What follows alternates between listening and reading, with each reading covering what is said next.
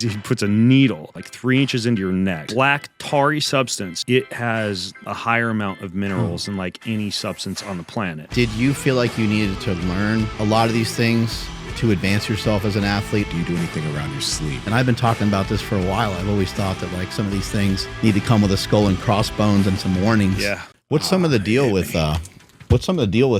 grounding? Like, are you a big fan of it? You think it works a lot? What's your thoughts? And then maybe like, what's some of the science? Well, I mean, obviously just like walking outside barefoot or feels on the amazing. beach or actually swimming in the ocean, or even being in one of those like those stainless steel cold tubs. Those are super grounding. I had a building biologist come to my house and like measure like how much grounding effect like this was like 7.83 hertz, this Schumann resonance that the earth emits, how much I was getting exposed to that when I was like on a grounding mat versus outside versus in the pool, in the cold tub. And I think that was in the Morozko one, that super cold one, but it's metal, super grounded inside of that. So you get the benefit of the cold and the grounding at the same time. But then a lot of these mats that you plug into the wall, most of them come with a way to test like a 3-prong plug that you can plug in and test to make sure that the outlet is properly grounded, because apparently a lot of homes don't have properly grounded outlets. But when you plug into that, anytime there is, I think you would call it like an AC power surge, like an alternating current surge in the house, apparently that's not so great for you. So it's better if you were going to use one of these grounding mats to literally have it like I have in my office, like a cable going out and plugged into the ground. And I feel like you're a little bit more stable energy-wise when you're standing on that thing while you're working during the day. But yeah, I think there's something to grounding and earthing. Yeah. Sorry to cut you off. When you guys were testing stuff, did you by any chance just test like tap water or out of the faucet? I'm asking because one of our buddies, Carl Lenore, kind of did like his own version of a test, and he just had like shower water into like a cup, and then he measured that, and it was actually like the results were like kind of crazy. It was like completely grounded. Really? Yeah. Yes, like a I shower. don't know how that would work. Well, a shower supposedly could be grounding, but I guess maybe it would also maybe depend on it has to be surrounded by some form of like metal conductivity. Yeah. So, but what about the pipes and stuff? I don't know. Yeah. I mean, because there's all sorts of different terms that get thrown around in the water industry. You got like hydrogen water, which I think is great. That's like the one that has all the research that's been done over in Japan on the selective antioxidant properties of hydrogen-rich water. And so now you can get these tablets that you put into water, or even these hydrogen water generators. And apparently molecular hydrogen as a gas dissolved in water is wonderful from the antioxidant standpoint. And I even, like when I'm doing like long haul flights, I keep a little capsule of that in my bag, and I'll put these hydrogen tablet pills that dissolve. They dissolve in like 3 or 4 minutes. You're supposed to drink it right away, and you're literally like drinking the hydrogen gases. So there's that. And then another trend is like this deuterium-depleted water. You guys heard of this? I have heard of it, but I don't know much about it. It's called DDW. So deuterium is an isotope of hydrogen. And you guys are probably familiar with the electron transport chain in the cells and how that involves a little bit, but we're meatheads, so run us through as much as you think is necessary. Movement of hydrogen across the cell membrane is one of the ways that electricity travels through the cell, and you eventually produce ATP. That's a kind of the bastardized explanation of it. So deuterium is like hydrogen, but hydrogen would be like a ping pong ball, and deuterium would be like a bowling ball. So what deuterium does more or less is kind of gums up some of the electron transport chain machinery. And so what people do to decrease the level of deuterium in their body now is they drink DDW water. And so you can actually hook up with these testing companies. There's a couple in California. I did one in LA. I think it's just called like the DDW Center or something like that. And they test how much deuterium is in your body, and then you drink deuterium-depleted water to lower the level of deuterium. And apparently the way that deuterium builds up in the body is by drinking water that has a lot of like pesticides, herbicides, chemicals, and stuff like that in it. And the way that the body makes its own deuterium-depleted water is via the process of beta oxidation. Beta oxidation is fat burning. So arguably, if you're eating a high amount of fats versus carbs, or limiting your starch and sugar intake, or doing ketosis or something like that, like you're making a lot of deuterium-depleted water in your own cells. But if you want to naturally lower your deuterium levels even more, you could drink deuterium-depleted water. So that's another one, is DDW water, and then hydrogen water, and then structured water is another big one. That's where water would normally be considered to be H2O. And the structured water involves bonding between the hydrogen and the oxygen, so that you've got not H2O, but H3O2 as a large component of the water. And that means the water is almost like thicker. It's more like a gel. And if you look at water in the intracellular compartments in your body, it is more of that structured variety. It's more of a gel-like nature, and that allows for the transport of electrons across the cell membrane and the carrying of a charge in the body. So what people say is that if you drink structured water, apparently it's more hydrating, or it's more natural to the form of water that's found in the body. And if you look at water that's in a gel-like format, like say in chia seed slurry, or in fruits, or like a sea moss gel, or even like insoluble fiber, as you'd get if you were to, like there's a pasta alternative that I eat called Japanese yam noodles. It's made by this company called Miracle Noodles, and it's great because it's like this low carb, low calorie noodle, but it's super satiating. I think it's basically like eating a gel. I think Quest messed around with trying to make something like that years and years ago. Do you remember that? Yeah. And it came in some like weird seawater thing, and it was like smelled fishy, but it smelled gross. It was. You remember that too? Yes. Okay. Oh yes. I didn't dream it up. Great. Okay, good. Yeah. Like I like the angel hair pasta. I'll get that and just make a big mess of that for lunch, and then sprinkle a bunch of nuts and a can of sardines in that. And it's great. It's pretty. It's almost like having pasta. Fibrous, right? Yeah. Kinda. Yeah. But it's not like having a bunch of like raw kale that feels like it kind of rip up your digestive tract a little bit. Like it's almost like nourishing. It has like this. It feels like it lines your digestive tract, or almost kind of like protects it a little bit. So it's kind of cool. But that's also water that's in a more structured format. And so you can get structured water house filters now, or water generators, where after the water passes through whatever filtration mechanism is in your house, like a double carbon block or reverse osmosis or what have you, it would then pass through a structured water generator, which is typically like a series of like minerals or glass beads, and it comes out the other end, and it's more of like a gel-like structure. So that would be structured water. So you got like structured, you got hydrogenated, you got DDW. And then like what you were asking, Andrew, as far as a building biologist measuring the electrical conductivity of the water, I would imagine what they may have been looking at would be whether or not the water that's coming out of the tap is structured or not. Because this is based off of research by a guy, I think his name's it's up at University of Washington. He wrote a book called Cells, Gels, and the Engines of Life, Dr. Gerald Pollack. And that book is all about structured water. And what he did in his lab was he showed that when you have structured water and you expose it to photons of light, like infrared light from the sun, the water will move up a glass pipette, because there is a positive charge on the outside of the water, and it interacts with the negative charge on the inside of a vessel to like pull water up against gravity.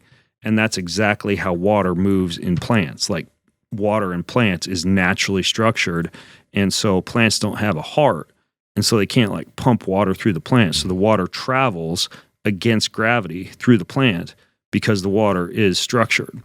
And so the theory here is that from a physics standpoint, the heart is not capable in one pump of moving all the blood through the body.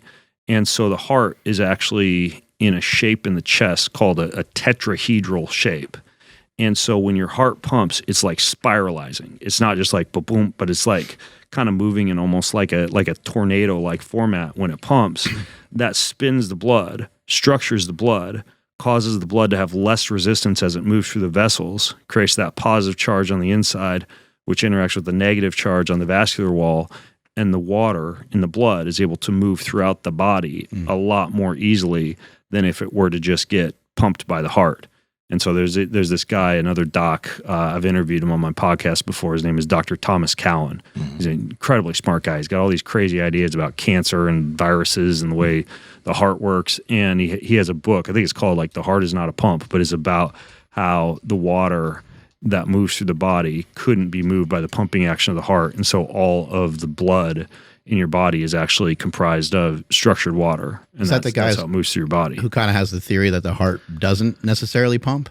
It's not that it doesn't pump, because it does. I mean, it's contractile tissue. You know, and so that's the pacemaker cells that are triggered by the vagal activity, which we were talking about in the gym, about how I got that crazy needle stuck in my vagus nerve a couple nights ago. It's called the stellate ganglion nerve block. In San Jose, not too far from us. Yeah, Dr. Matt Cook in San Jose. He puts a needle like right in by the carotid artery, like 3 inches into your neck. It reminds me of that Ace Ventura scene when he goes, "I think I lost him," and then he gets a shot right in the right in the throat. It's crazy. He uses ultrasound guided imaging, and you're laying on the table. You can see the screen where the needle's like going in super close to the carotid artery. But and then he takes exosomes, and he injects like 3 cc exosomes into either side of the vagus nerve, and it's basically like a reboot for the nervous system. Exosomes are these little cell signaling molecules. They're made by stem cells. A lot of docs will combine them with stem cells to help the stem cells work better. Yeah. But on their own, they have these natural healing properties that allow for what's called it's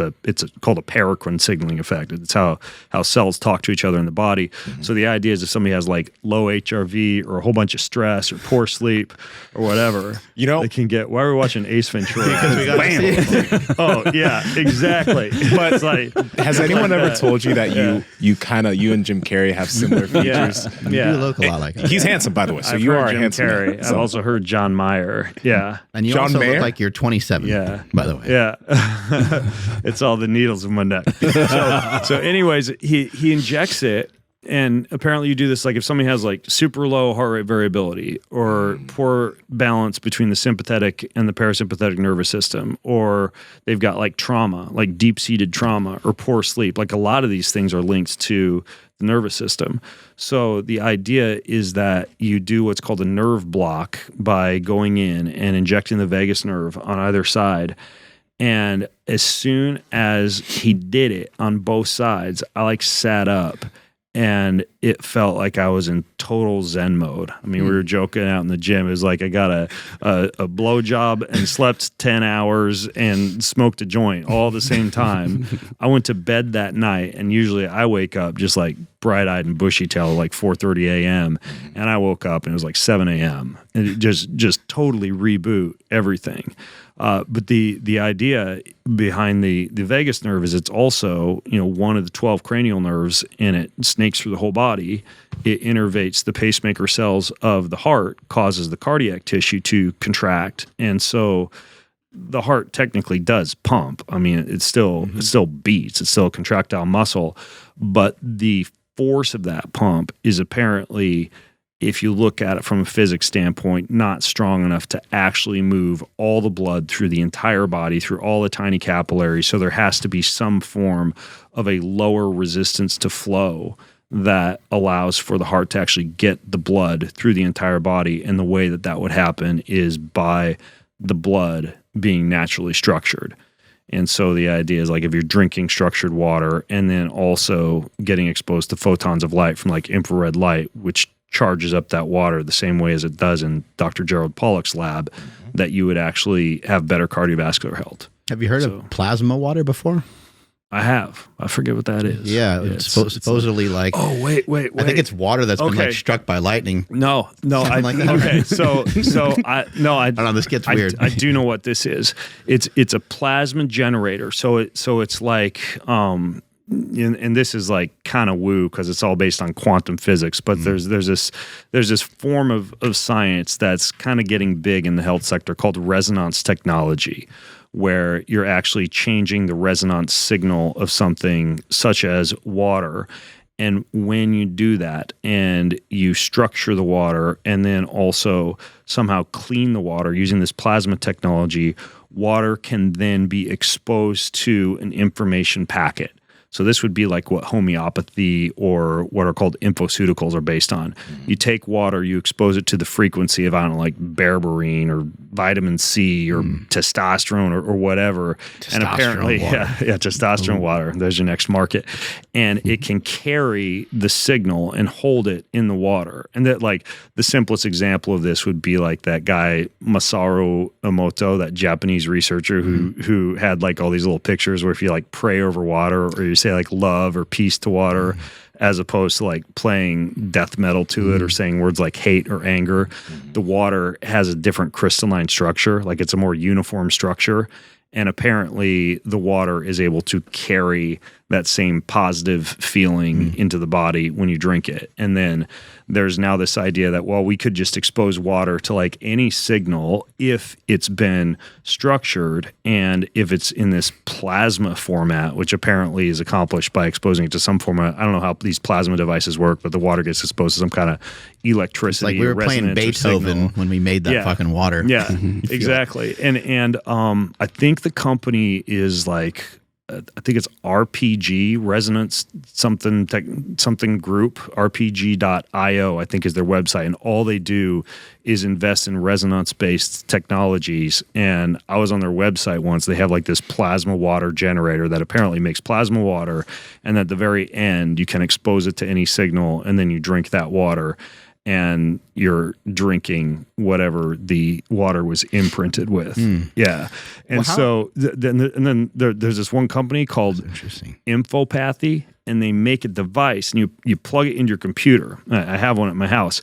And then it's like this disc, and you put a glass of water on it, but the website has like all these things you can choose. Like, oh, I want my water infused with the signal of digestive enzymes, or I want my water signal with... And so they reached out to me, and they're like, we want to make...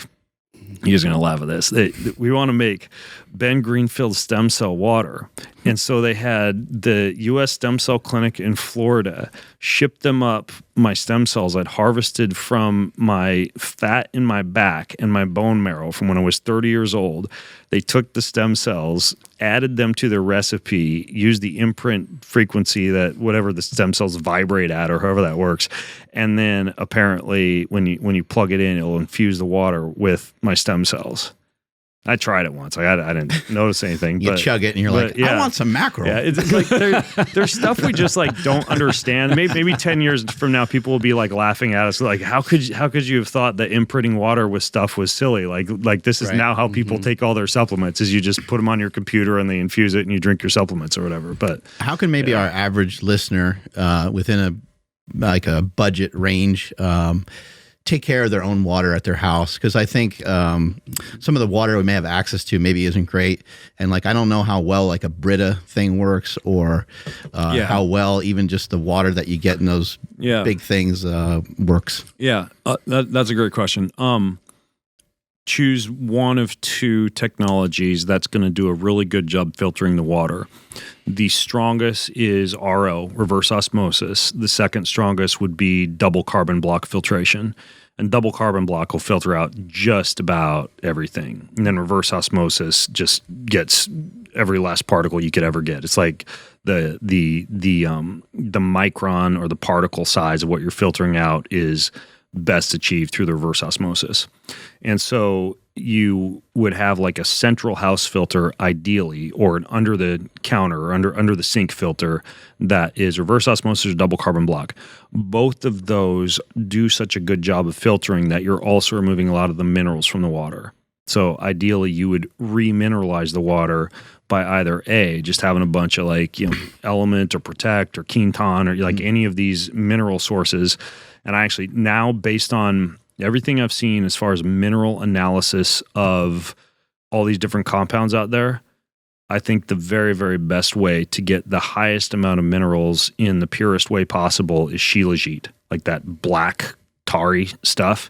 That's basically made from a bunch of like old, rotten, fermented plants that have sat underground for like hundreds of years. It's dark black. It's like big in Russia. They call it like the conqueror of weaknesses, destroyer of, I think it's like conqueror of mountains, destroyer of weaknesses, whatever. But Shilajit? Black tarry substance. Yeah, Shilajit. Shilajit, and you would put it in water or put it in coffee or whatever, but it has a higher amount of minerals than like any substance on the planet, and I don't think it's ever going to like take off and be super popular because it doesn't it tastes really earthy and tarry. Nice. But when you look at a lot of these I'll eat it. supplement companies out there, I don't care. Yeah, see that's on the screen right now. That's like a Shilajit rock, and I know some people that will like put that in their water. But then the one I've been using is called Manna, Manna, and it's like a Shilajit liquid that you like squeeze into water. And yeah, it looks like that Himalayan stuff on the left side. Right. And so you could also use like pinches of salt. Like there are some forms of salt that you can just buy at the average grocery store, back to like what the average person who just wants to simplify things would do.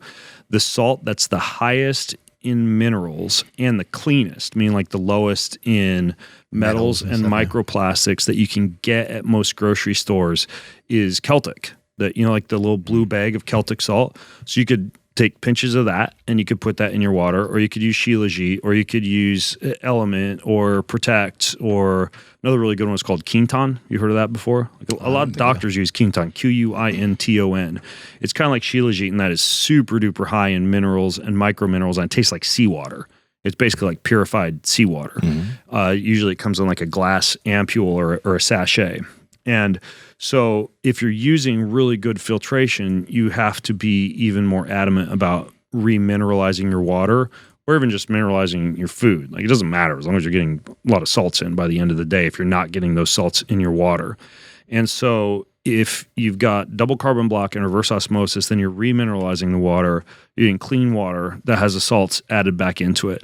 And then the only other thing would be if you wanted to structure the water, if you're kind of like buying that whole structuring thing and you're like, okay, so I want my water to be in more like a H3O2 bonded format, then you could use either a pour over. So they have these little pour over devices that you pour the water through, and it structures the water as it goes through the pour over device. And I have one of those. And Does that take a long time, or it's not too bad? I don't use it for my water because I have well water, and my well water goes through double carbon block. And then I got one of the structured water filters. And what it does is after it passes through the carbon block, it goes through that. So all the water, like my bath, my shower, my tap water, everything is structured. But if you didn't do that, let's say you live in like a condo or an apartment or whatever, you can't do the whole house modification. You could also do under the sink structured water filter, or you can get one of these pour overs where you'd take the water from the tap and you just, have it in a pitcher or whatever, and you pour it through that, and that's your drinking water. And I have one of those, and what I use it for is wine. Because I found out when did you guys ever read Tim Ferriss's 4 Hour Body? I think it was 4 Hour Body, where he talks about his latte frother trick, where you can take like a cheap ass bottle of wine and you can make it taste really good. Because one of the ways that's why you would what's it called when you aerate? It's aerating it, but it starts with the C, the big glass, the carafe. I think it's carafe that you pour the wine into. You know how you pour it into something like a big glass container. Yeah, I'm blanking on that. I think it's called the carafe. But anyways, you would normally like pour your wine into that to allow it to aerate, before your dinner party or whatever, and then you drink it like 2 hours later. How dare you just drink that without aerating it first? You could also just like pour it in the glass of wine and use a latte frother and get it all foamy. And that aerates the wine, and it actually does make any wine taste better. But pouring it through one of these structured water pour, I guess, is like structured wine, essentially. A decanter. So that works really well. And then there's also, decanter. That's what I was looking for. Not carafe, a decanter. Yeah. That actually is Tim Ferriss on that video, decanting wine. This might be the latte frother video as well. Yeah, ahead probably of his time all the time, this guy. Yeah, but then the other thing that you can do with the water or the wine is there's all these new companies messing around with water stuff. It's called Analemma. I wish I had my fanny pack out here because I have both Mana and I have an Analemma wand in my fanny pack right now because I've messed around with this stuff all the time. So the Analemma is like a wand, and it's got structured water inside like this glass tube inside the wand. And you stir your water with that, and it structures the water by stirring it because it apparently takes the frequency of the water that's in the wand and transmits that to the water that you stir it with. So there's all sorts of different ways you can structure your water, but the idea is filter, then remineralize, and then if you're like a crazy woo-woo hippie quantum person, then you structure afterwards, and that's how you do your water. I don't know if I missed this when I went to the restroom, but if I did, Yeah, what happened there? yeah, just Time warp. Yeah, it happened. But did you explain like what some of the risks are to just drinking your normal tap water or your just We didn't normal do that. fridge filtered Drinking your water? urine. Okay, that's a good start. Well, I mean, just like contaminants. I mean, that would be the main thing. Yeah, but like herbicides, pesticides, your neighbor's birth control pills, whatever, is in the municipal water supply. So, your body does have some filters. I mean, you got your liver and you got your kidney, or your kidneys ideally. But I think water's pretty dirty these days. Like the average municipal water is not that great from a chemical standpoint. And I think one of the concerns are a lot of these compounds like chlorine and fluoride that can displace things like iodine in thyroid tissue and cause issues with the thyroid gland. Like that's one of my beefs with fluoride. Like they don't fluoridate the water in Spokane, where I live in Washington. And I like that because I think that fluoride is great for the teeth. Like there's a lot of data that shows that fluoride is wonderful for oral health. But the problem is like fluoridated toothpaste, you're going to swallow a little bit of it, or fluoridated mouthwash, or fluoridated water, especially because you're actually swallowing the fluoridated water. So I'd rather like use a fluoridated toothpaste and try not to swallow the toothpaste and then drink water that's not fluoridated. Just because I don't think the fluoride is that great for the thyroid gland, particularly. There's some people that have like whole websites devoted to all the other issues with fluoride. Yeah. But yeah, fluoride, chlorine, pharmaceuticals. You guys are probably seeing like the talk about like how some of the frogs are becoming like androgenic or female, and they're blaming some of that on the water. Gay. Yeah, making the frogs gay. So yeah. So it's just contaminants. What about like bottled water, like Dasani, Fiji, and what about like when people have like the Arrowhead shipments to their house, like? Yeah, that's the plastic. I mean, the plastic can have some phytoestrogenic properties, and and microplastics can build up in the body. So big. But then like there's I forget. I had researched this for one of my books. I think it was Boundless, where I talked about how you look at the numbers on the, like if you turn over that bottle, is that Fiji right there? Yeah, so like on the bottom of the bottle usually has a number. And Fiji's like one of the good ones, and you can tell when you feel it, when you feel the plastic, if it's like all crinkly and shit. Like that's usually the plastic that degrades. But like Fiji's a good one, and you can get plastic that doesn't degrade. Like I do a lot of sous vide cooking, for example. You guys ever do much sous vide? Oh yeah, it's amazing. Oh, sous vide. Have you ever done a sous vide brisket? I have not. No. Okay, so I was talking with it's unconventional. I like my father-in-law is like he's pretty traditional barbecue. So if he does a sous vide or not a sous vide, a brisket, that's like a 12 to 24 hour process of typically rubbing the brisket and then starting up a smoker or a grill at super low temp, and then you're tending that brisket and spritzing it with like apple cider vinegar and other marinades, every hour sometimes, and sometimes turning it and maintaining the temperature. I mean, it's a long labor of love to do a good Texas style brisket.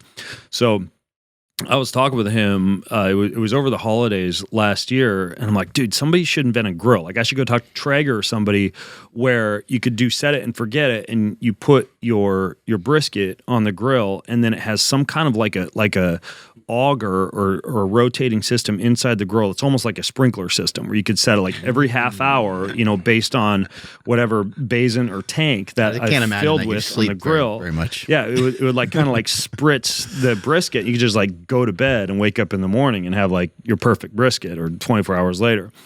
And so I'm thinking about this it's like an hour and a half drive home from my father-in-law's house. And I'm super into grilling and cooking, and I literally just finished my second cookbook, which I'm super excited about. Nice. But got the final recipe nailed down a few days ago, which was blueberry baked donuts.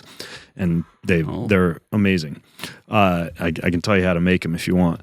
But anyways, so I'm thinking about it, and I'm like, gosh, what about sous vide? Like, because technically sous vide is a water bath that you set at the exact temperature that you want for the meat, and then you just walk away. And typically with a sous vide, you'll like finish it with a final sear to kind of like lock in the flavors and get the caramelization, or finish it with a final grill or whatever. But I thought, couldn't you just like technically like sous vide a giant ass brisket and just like walk away and fill the sous vide bag with all the juices, you know, all your rub, all your salt, all your spices, and achieve what you'd be looking for with a you know, traditional Texas style melt in your mouth brisket.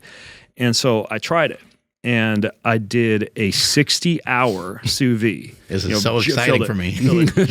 Giant pot. I had a 10-pound brisket, and you know, rubbed it down, put all my marinades, my oil, my vinegar in there, everything, and then put it in the water bath. I forget the temperature I used. It was like in the 140s to 150s, and walked away. And I left it there for 60 hours, came back, turned on the smoker, smoked it for 3 hours, and then finished it for an hour. So technically it was only like 4 hours of my time, and even that was pretty easy because I wasn't having to stay up all night spritzing it down or anything.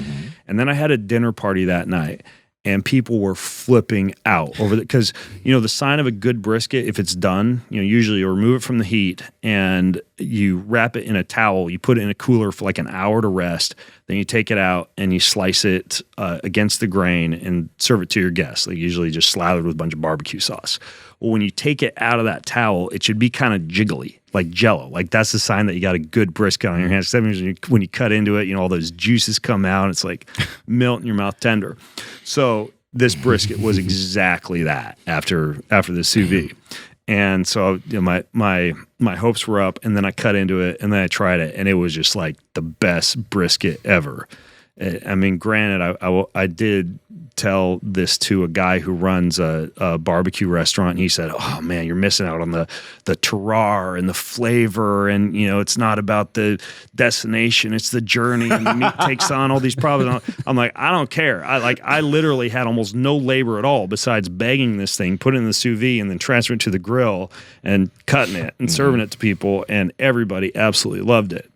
But the sous vide, the issue with it is the bags are plastic, right? Like that's the problem is people get concerned about, in the same way with the water bottles, the microplastics winding up in the meat. And for a huge brisket like that, I actually did have to use one of those big food saver bags with the what's the sealer, the bag sealer, the vacuum sealer. So that's how I just made a giant food saver bag with a vacuum sealer to do that brisket. But normally when I sous vide, I use a heat resistant plastic. I actually think it's more like a polyethylene called Stasher. And Stasher makes these bags that you can sous vide in that don't wind up getting a lot of plastic in the meat. So yeah, even with the plastics with cooking and with storing food, you got to be careful with that too. But then, you know, like you can use a more heat resistant plastic, and it's a little bit safer. But yeah, I try to go with glass bottle when I can. Yeah. What what kind of did you cook in, like a big plastic tub as well, or what kind of like bucket did you use to actually put the whole brisket? Because those things can get really big. Yeah, they're big. I don't have one of the fancy like restaurant style sous vide. They're almost like a tank. You know, that you fill with water and that heats all the water. I just have a wand. It's called a Joule. Have you guys seen this before? Yeah. It comes with an app. You connect it to your phone, and then you set it for whatever temperature you want. You put the wand in water, and it heats the water and keeps it at that constant temperature. So I just have a giant, like a stainless steel cooking pot that I fill with water, and then I put the wand in that. And I do like my pork chops in that. I do fish isn't so great in it unless it's like a real thick fish, like a halibut. Steak's amazing in it. Like my favorite recipe for sous vide is I get these big, thick, beautiful bone-in pork chops from U.S. Wellness Meats. And I fill it with Dijon mustard, olive oil, salt, pepper, and cayenne, and do 2-hour sous vide. I think it's 145 degrees that I use for that. Take it out, finish it with a 4-hour sear on either side on stainless steel or cast iron. It's like the best pork chop ever. Just because, you know, pork chops, you want a good even cook on the inside, but to get that, you often have to leave it on the grill for long enough to where the outside gets kind of like too burnt and too crispy. So the sous vide is perfect for a good pork chop. Pat Project family, how's it going? Now, we talk about meat a lot on this podcast, which is why we've partnered with Piedmontese and have for years now, because they have some of the best beef on the planet. All right, Piedmontese beef has cuts that are fattier in terms of their ribeyes, and they have also cuts that are leaner in terms of their flat irons, but you can get cuts for no matter what diet you're on. Andrew, how can they get their hands on it? Yeah, head over to Piedmontese.com. That's Piedmontese.com. And at checkout, enter promo code POWER for 25% off your entire order. And if your order is $150 or more, you get free 2-day shipping. Links to them down in the description, as well as the podcast show notes.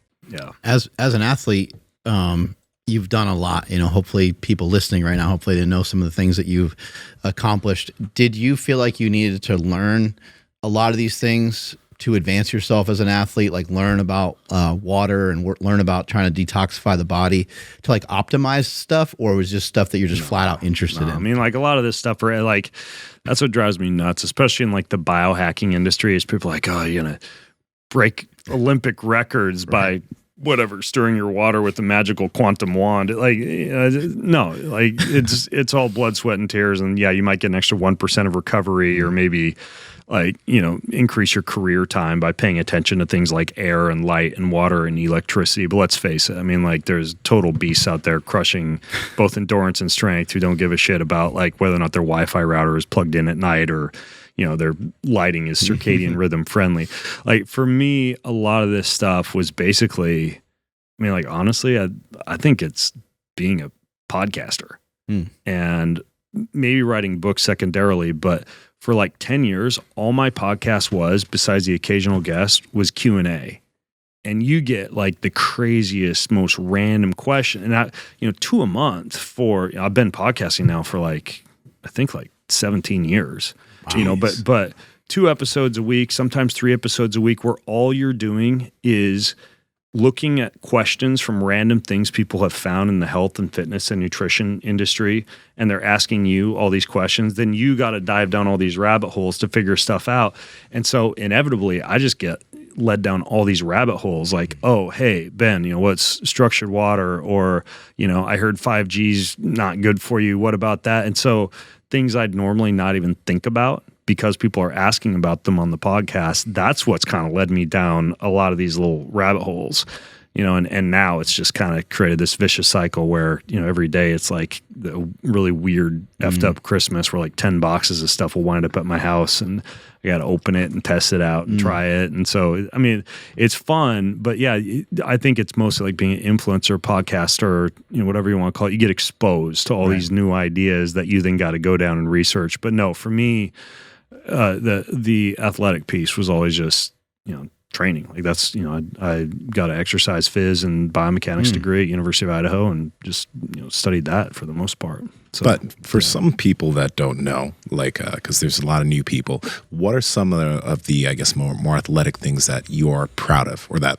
it's kind of wild, so that people can understand, well, you're not just somebody who does the biohacking stuff, because they don't pay attention to a lot of physicality. You do. Yeah. What are some things you've done? Yeah, and that does drive me nuts too. Like the whole biohacking piece of like shortcutting your way to working out and doing like, 20 minutes of super slow training with Katsu bands on. And I mean, there is something to those time hacks, but at the end of the day, I think a lot of biohackers just would die if they got dropped in the wilderness with a 100-pound backpack and had to find their own food and forage for plants and survive in the wilderness. I think I might die too. Cold and not have your I'd be dead. I think we're screwed. Yeah. eight sleep mattress and chili pad in your tent with your special binaural beats app. Like I need my 8 it actually was pretty funny. I went to a biohacking summit in Finland like 5 or 6 years ago, and part of it involved like this off-site adventure. So you got all these biohackers with their funny looking hair and their yellow glasses, and we're getting let out into the wilderness, and we had to like sleep outside in a tent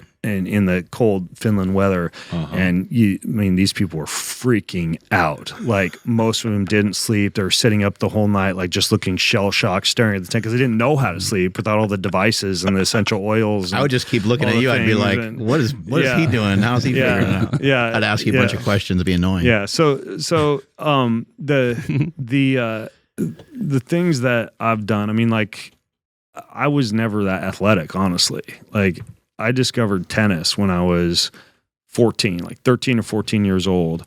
And I was homeschooled in North Idaho, K through 12, in a highly conservative Christian family. And like my jam was I was president of the chess club, on the speech and debate team, played the violin, and wrote fantasy fiction novels and just read a lot. Like I was a total bookworm. Yeah.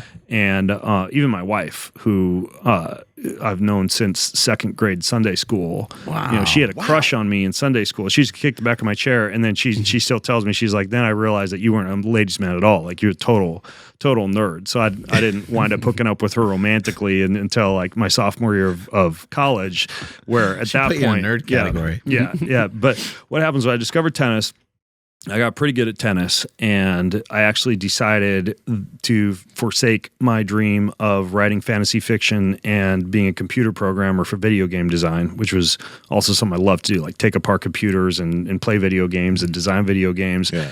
And so I wound up playing tennis at Lewis Clark State College in Lewiston, Idaho. And as a part of becoming a collegiate tennis player and one of the top ranked high school tennis players regionally, I started to look into exercise and eating. And so like I got my dad to drive me down to Gart Sports, a little sporting good outlet about, 2 miles from our house. We kind of lived out in the sticks, but we weren't super far out from town. This was the closest place. And he bought me like these 10-pound dumbbells. I didn't even know what to do with them, but I would lay on my bed on my belly and do like preacher curls, just like over and over and over again, just kind of with the idea that they make me better at tennis. And then I would watch TV a lot. Well, I had a little TV set, and I saw a commercial for this ab training device, and it was like that isometric one where you contract your abs, kind of pull it in toward. You guys remember this one?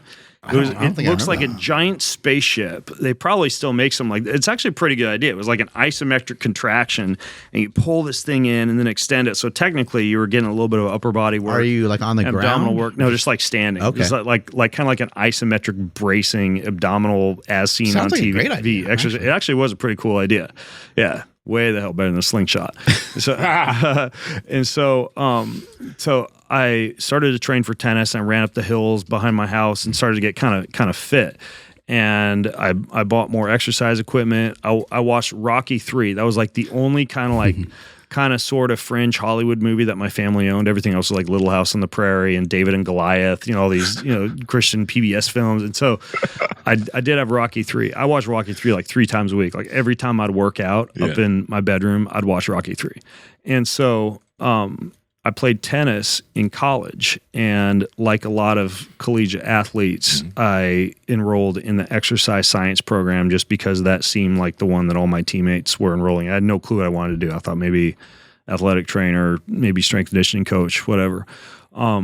But because I was homeschooled, I was very intellectual, and I was a great student, and I took a lot of courses, a lot of credits, and took a deep dive into science, math, organic chemistry, biochemistry, microbiology, physics, like everything, just fed through the fire hose on that stuff. And I loved it because growing up homeschooled, I didn't have access to labs or chemicals or anything like that. Yeah. And wound up actually studying pre-med. So, went all the way through. I took the MCATs. I got accepted to 6 medical schools, and I didn't wind up going to medical school. I actually started working for a hip and knee surgical sales company instead. Kind of got disillusioned with that and wound up getting back into the fitness world. But leading up to that point, all through college, I had a personal training certification. I got my NSCA, CSCS, my CISSN. And so I was doing all nutrition coaching and personal training all through college.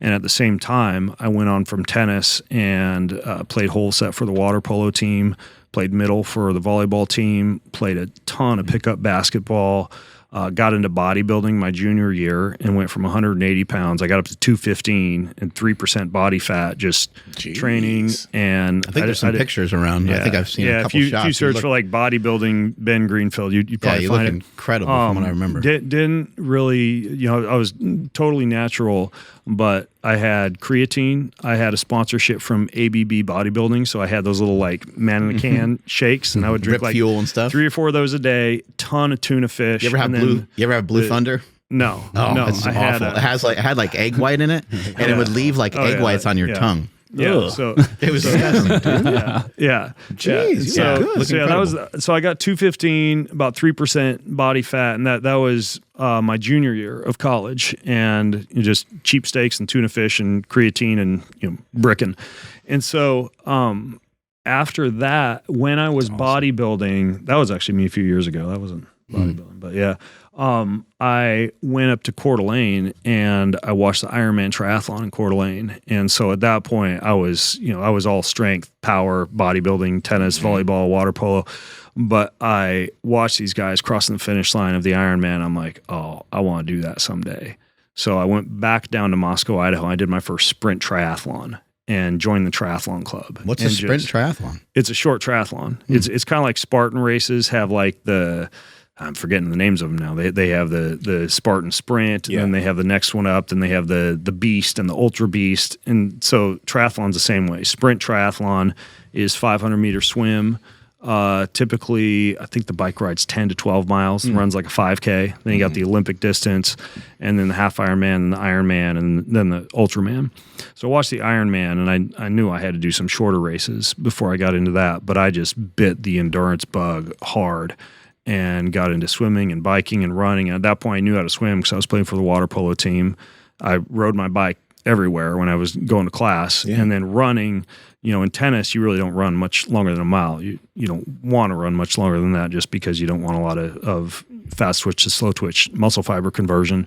But I just became a total slow twitch endurance animal. Did my first Ironman and just fell in love with triathlon. I did triathlon and Ironman for like 10 years. And then after that, I got into obstacle course racing, and I thought I was going to totally clean up in obstacle course racing, but I didn't have any strength or power or functional fitness from the chronic repetitive motion, tighten hip flexors, hunched over on the bike, training from Ironman. So then I had to learn how to like climb a rope, carry a sandbag, started doing a lot of rucking, started to do a lot of grip strength work.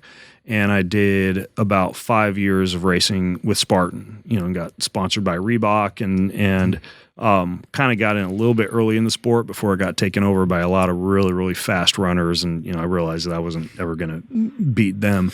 But yeah, did obstacle course racing, and then finally hung up the hat on that like 3 years ago. And now I play pickleball and walk a lot and, are you addicted to pickleball? I've been hearing a lot about that. No? It's super fun. Yeah, it's super fun. But no, I just like to play with the family. Yeah, it's kind of like a family sport for us. But basically, back to finish my answer to your question. Yeah, I did. There's a website called Athlinks where you can go and see like the profile of all the different endurance racers out there and see who your rivals are and what your mileage is and everything. And I think my profile on there, I log like 6,000 miles of endurance racing and did the Spartan Death Race, and Mark Devine's Kokoro thing, and did Ironman Hawaii 6 times, which is the world championship for Ironman. Traveled all over the world racing for years and years. So you put your body through it. Yeah. Power Project family, how's it going? Now, we've talked about blood work and getting your labs done on this podcast with many different guests, as that's super important for understanding what's going on underneath the hood. That's why we've been partnered with Merrick Health for such a long time now, owned by Derek for more plates, more dates. With Merrick Health, you can get yourself the Power Project panel, or you can select any specific labs you want to get. And after you get that done, you'll be able to work with one of Merrick's patient care coordinators, where they'll help you understand what type of nutritional, lifestyle, hormonal, or other type of interventions you can utilize to help fix whatever might be going on underneath the hood.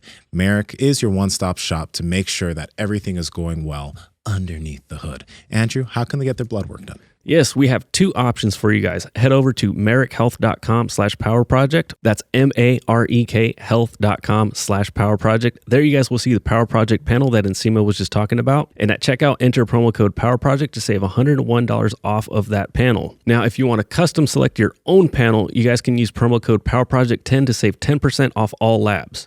Again, that's at merrickhealth.com/powerproject. Links to them down in the description, as well as the podcast show notes. Let's just sell people for a second a little bit on rucking, and maybe give some places for people to start. We're always trying just to get people to kind of take that first step, and like, what's the easiest thing to do? And it sounds to me like it's fairly easy just to throw on some weight and go on a walk. So the way I found out about rucking was I started to get interested in bow hunting like 6 years ago. And so I hadn't ever hunted with the bow. Like I'd shot a few deer with my rifle, and that was just kind of randomly during hunting season. But I never fancied myself as a serious hunter. But I bought a bow, and I found a couple guys up in the Spokane area who were buddies who already bow hunted to start to teach me the ins and outs of hunting and scents and tracking and camo and just everything that goes into hunting. Like there's a lot that goes into it. But before I ever even did my first hunt, because I was so into endurance sports and competition, I signed up for this event called Train to Hunt. And Train to Hunt is super cool. Like day one is an obstacle course race with a bow, where you're like under barbed wire, carrying sandbags, like racing through the forest. But along the way, you have your bow the whole time. You have your arrows. You have about 30 to 40 pounds in your pack. The pack weight varies according to division, and you're shooting along the way. It's like one of the most functional ways you could learn how to shoot under pressure, carry a heavy load through the mountains, and you're up and down hills. It was actually incredibly challenging. And then the next day you have what's called a 3D shoot, where you got like 40 different targets and you're trekking through the forest, stopping at each target, and it's everywhere from 15 yards all the way up to 100 yards, different animals, like foam targets that they have in the trees. So kind of like golfing, you're going for, a shot in the vitals, which would result in a certain number of points that you get. And then there are penalties, like, a body shot's going to be a penalty, a miss is going to be a penalty, et cetera. And then at the very end, it finishes what's called the meat pack. So the meat pack sounds amazing. Oh yeah, that's an example. Yeah, it sounds really hard. Yeah, so that's just an example of what it looks like. But the meat pack. So normally when you're hunting, like if I harvest, like an elk, for example, and 3 miles from the truck or 3 miles from camp, typically if you're on your own and you field dress the elk, you can't pack the entire elk out in one trip. So you're typically hanging it from the tree in bags, packing what you can out to your truck, coming back in the next part and packing that out. Or if you have some buddies with you, you could all three, put 80 to 100 pounds in your pack and easily get an elk back to camp or back to the truck. And this Train to Hunt, the meat pack is supposed to simulate the activity of transporting, the contents of a large animal in a pack back to where you need to get it to. And so my division for Train to Hunt in most years for the meat pack was 80 to 100 pounds. That's a lot to ruck with, and this would be over typically a 3 to 5 mile course. The problem with Train to Hunt, and one of the reasons I stopped doing it, was that there's a lot of very competitive people and they try to run that whole thing. And so if you actually want a podium, and it's typically the person with the best score from the obstacle course race, from the 3D shoot, and the meat pack, as far as your total combined time and points, you're literally like running with 80 to 100 pounds, bouncing up and down on your back, up and down hills, and I would be sore for like 2 weeks after. It totally ripped up my joints, my low back. Like, it's sane to walk with that weight, but it was really hard to run with it. But in the process of training for that, I actually had to learn a lot about internal frames, about how you should put a lot of kind of like lighter material or bubble wrap towards the bottom of the backpack to allow the weight to be more easily distributed between the shoulders and the low back, kind of up and down each element of the spine and distributed across the entire body. And so the training for that involved a lot of putting weight in my pack, whether it's sandbags or kettlebells or whatever, and rucking with it. And my sons also did the junior Train to Hunt competition. They're 15 years old now, and so we do a lot of father-son rucking. My wife actually got really pissed at me. This was back when they were still going to a private school. They're homeschooled now, but we had a 2 mile walk to the bus stop, and I would load up my pack with all the weight. And what happened was 3 times they missed the bus stop because I thought I was so strong that I could carry 100 pounds in my backpack to bring them to the bus stop, and we'd go too slow and we missed the bus. So my wife made me quit rucking the boys to the bus stop. But through the process of doing train to hunt, I really got into appreciating the idea of loaded carrying, not at a fast pace, but a slow pace. And the cardiovascular, the strength training, the bone density effects of carrying a large weight in a pack, being able to adjust that pack so the weight's evenly distributed through the body. And if you do that, I mean, like just like a weekend, 2 to 3 hour ruck, as far as like total body strength, shoulder strength, low back stability. There's like a balance component when you're stepping, just because with that gait follow through, you're typically, loaded on one leg with that heavy weight. It's wonderful training. So I still ruck typically about like a hard ruck, like once every couple of weeks or so. And my sons and I even have like a 1/4 mile course on our land where sometimes we'll take our bows, we'll ruck through that 1/4 mile course, stop, shoot, ruck again. Sometimes like on a Saturday, we'll do like 6 to 8 rounds of that. And it's easy for anybody to get into because you just say walk with a little bit heavier weight and add a little bit of weight each week. And they're what's the competition that they have now? That's almost all rucking. It's considered to be a hard event. It's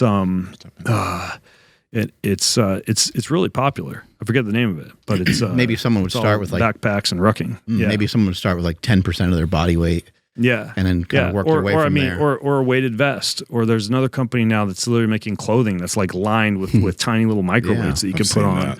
Yeah, I got a question for you. So the fastest marathon runner of all time is Eliud Kipchoge, and he's like run like a sub 2 hour marathon. Yeah, he literally. To answer your question is yes, I beat him. I know. Rucking with a bow. Well, here was the question. He literally weighs half my body weight. So, if he weighed my body weight, who would be able to win in a marathon, do you think? Well, I mean, there's a lot of variables there, all the way down to, from a genetic standpoint, the Kenyans probably have a little bit better red blood cell distribution and VO2 max and oxygen offloading. So, yeah, I don't know. If he had to weigh in at 230 versus me. If he had to weigh in at 230, then all it comes down to would be maximum oxygen utilization, so VO2 max, which is going to be a factor of total amount of oxygen you can take in. So just your still vital weighing his capacity favor. to the red blood cell density and hemoglobin, to the ability of the tissues to take up the oxygen, which would be carbon dioxide oxygen balance. And so that's one component. Then lactic acid tolerance, like how much lactic acid can you actually buffer, all the way down to slow twitch, fast twitch, muscle fiber distribution. So there's a lot of factors there. And he's probably been doing it for like over I was going to say. a decade. He's been doing it for a long time. Because if he had to make come for up, an interesting Mr. Beast video, though. Yeah. I was say if he had to come up to your weight and you guys had to bench, like who's going to win? Yeah, right. It's obvious. Yeah. Did you ever do much lactic acid testing for your marathon? No, I haven't gotten into some of the sciencey stuff that much. But when I quit that job in knee and hip surgical sales and got back into fitness, one of the first things I did was I got a job managing the gym. I literally like quit my job, walked across the street into this gym. And at that point I had a decent resume because I'd been personal training all through college and had my nutrition certification. And I got a job as the gym manager. I did that for 2 or 3 years and did, a lot of group training and a lot of classes. And I was like a spin instructor. And one of my clients was the wife of the team doc for Ironman and Rock and Roll Marathon. His name was PZ Pierce. And PZ and I had this idea of launching like a one-stop shop for sports medicine, where you go in and you have like your physical therapist, your orthopod and sports medicine physician, your chiropractor, your personal trainer. And so my job, once we launched this together in Spokane, it was across the street from Gonzaga, I was the director of sports performance. And so we had like high-speed video cameras surrounding treadmills and bicycles for 3D analysis of gait and bike fitting. And we had like one of the first PRP machines where we would do like joint injections for all the athletes that were coming in, and big functional training facility. And then we also had an exercise phys lab. So we would do calorimetry analysis of resting metabolic rate, and then VO2 max testing, which I think is still one of the most underrated ways to determine your fuel utilization during exercise. Because when you do a VO2 max test, you're measuring carbohydrate and fat oxidation during a series of gradated exercise progressions. So you can literally, from that, look at your heart rate and say, oh, I'm burning this many calories, this much fat, and this many carbs at any given heart rate. So if you know let's say your marathon heart rate, like a zone 3 heart rate, for example, you could actually know exactly how much fat, how many carbohydrates, and how many calories you're burning during the entire marathon, not for the purpose of replenishing everything that you're burning, because you're never going to do that. Like the top finishers always finish dehydrated and in caloric depletion, but you can at least replenish something that somewhat resembles your carb fat ratios, and then typically you'd be putting back into your body around a quarter of the number of calories that you're actually burning at that heart rate. But I think that one of the other things that was super cool that we did was blood lactate testing, which is also a gradated exercise test where you're usually using a finger prick blood monitor and a little lancet that feeds into a lactate monitor. And you're looking at the increase in blood lactate at each given progress of the exercise intensity. When you get to, and this is really interesting, 4 millimolar of lactate, kind of like how when you look at like ketosis, a lot of people are like in pretty full-blown ketosis once they've reached 3 millimolar of ketosis or of blood ketone bodies. With lactate, it's 4 millimolar.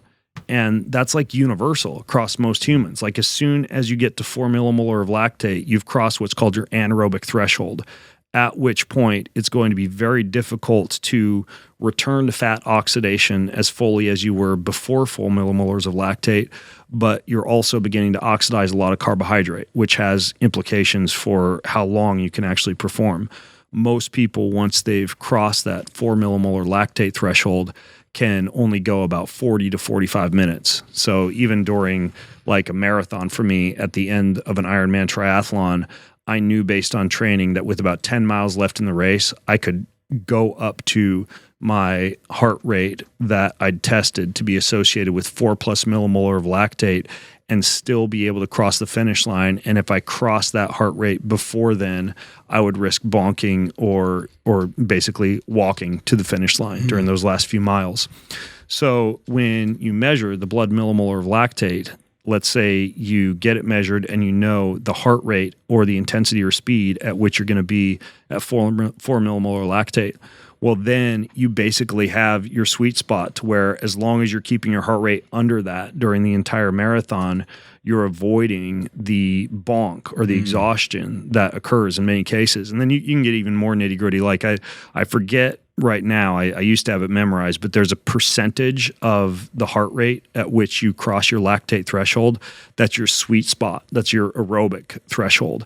And that's like the classic zone 2, but it's a way of very precisely determining your zone 2 heart rate. And that would be the ideal heart rate for, say, like any of the long aerobic training sessions for a marathon, but rather than basing it off of power or speed or approximation of heart rate based on a prediction from your max heart rate or something like that, you're literally just doing it on your blood lactate levels.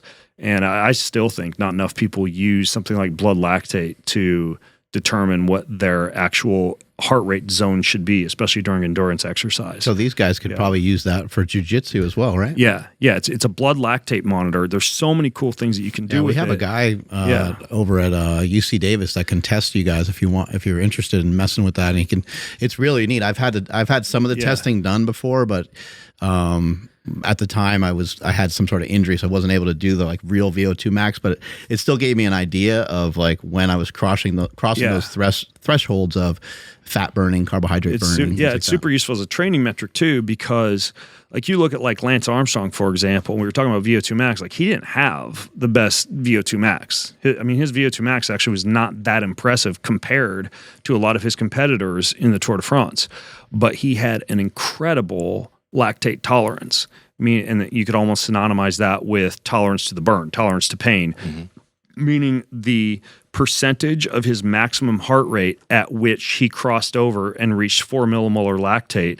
I think it was like somewhere between 85 and 90. And it is trainable, but basically the higher you can raise your lactate threshold, the better you're going to be at most endurance activities, even if your VO2 max is not that high. Like training lactate threshold, or, using mechanisms, whether it's like, I don't know, beta-alanine or citrulline or anything else to buffer lactate is a smarter strategy than chasing your VO2 max numbers for something like marathoning or triathlon or anything like that. How does one simulate training lactate threshold? Do they get there in a HIIT session and try to maintain for a certain period? So when you're looking at endurance performance, there are a few like classic training sessions to target different aspects of endurance performance. And I think this has crossover to just overall longevity, like lifespan, health span, just your fitness for life. Yeah. One of those would be mitochondrial density and mitochondrial proliferation, like what's going to build the most amount of mitochondria. And that would be very short bursts, typically 20 to 30 seconds, so like slightly above like that creatine phosphogenic threshold, which would be like 10 to 15 seconds, but not quite glycolytic, not quite to the point where you're full on carb burning, kind of like a carb creatine mix. So 20 to 30 seconds with about a 1-to-4 work to rest ratio. So that would be for the mitochondria. So we're talking about like, 8 by 30 seconds with 2 to 3 minutes recovery between each of active recovery. And then you've got your VO2 max. VO2 max session. And by the way, the mitochondrial session, that's one, maximum 2 times a week. Like you don't have to do that much to build mitochondrial density. So very short efforts followed by somewhat long rest periods and like a 1-to-4 work to rest ratio. VO2 max is typically one of the more difficult sessions mentally to train. But again, like based on data, it's only once every 1 to 2 weeks that you would need to do this. But it's around 4 to 6 minutes of maximum sustainable pace. And that means that the effort, let's say if you were using an exercise bike, for example, if you're starting that effort at 90 RPM and by the end you're at like 75 RPM, that wasn't maximum sustainable pace. So it needs to be consistent throughout, but it's 4 to 6 minutes of duration, 1-to-1 work to rest ratio. So it'll be like 4 to 6 minutes of recovery. And typically it would be about 4 to 6 rounds of that. Like that's like if I'm working with somebody and they want to, it's hard. Yeah. My hack for this used to be when I was doing VO2 max sessions was I would make a playlist and I would have all songs that were 4 to 6 minutes in duration, because they don't have to be exactly the same, but I would have the really hard songs, and then I'd have easy songs that were 4 to 6 minutes long, and I would just have 4 to 6 minutes of that or 4 to 6 rounds of that on a playlist, and I just had a VO2 max playlist. And so I just used music to drive me, so I didn't have to look at the clock. I just knew, okay, when this song's going, I go maximum sustainable pace, then when it's easy, I go easy, which for me, especially if you're doing it VO2 max and you're just on a trail, makes it a lot better because you don't have to look at the watch, you don't have to look at the dashboard. It's just, okay, when the music goes hard, you go hard. When it's easy, you go easy. But that's VO2 max. 4 to 6 rounds of 4 to 6 minutes max sustainable pace, 4 to 6 minutes of recovery. And then you have muscular endurance. And the only thing to remember is that none of this takes into account just fat burning, like fat oxidation, just those long, slow zone 2 sessions. But the last piece, in addition to VO2 max and mitochondria, is muscular endurance. That's synonymous with lactate tolerance. Muscle endurance would be a longer work to rest ratio. So essentially, this would be like a burn baby burn set where you're not recovering for as long as you're working.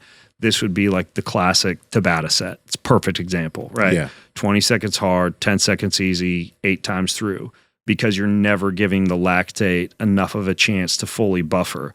And then if you really want to turn up the intensity on that, you do it with BFR or Katsu bands because the lactate isn't able to get out of the muscle. And I think the best, like if you want to increase your lactate tolerance, and Tabata sets are more frequent, like the mitochondria set 1 to 2 times a week, the VO2 max set once every 1 to 2 weeks, but the lactate tolerance, this would be like 2 to 3 times a week that you'd be doing this. But you do a Tabata set, you put on the blood flow restriction band, so you're trapping the lactate in the muscle, and then like the Aerodyne, anything that moves both arms and legs is better. It's like the Aerodyne, the elliptical trainer, The one that I use for this is the Vasper machine. Have you guys ever seen that? I've heard about it, and it's pretty sick. It has the blood flow restriction like on it, right? It's like one of the, so the jokes you're making about the biohackers, this totally fits into that category because it's like an expensive thing that you buy to hack exercise, but it's a full body exercise machine. You might be able to pull one up and show a picture of it, Andrew,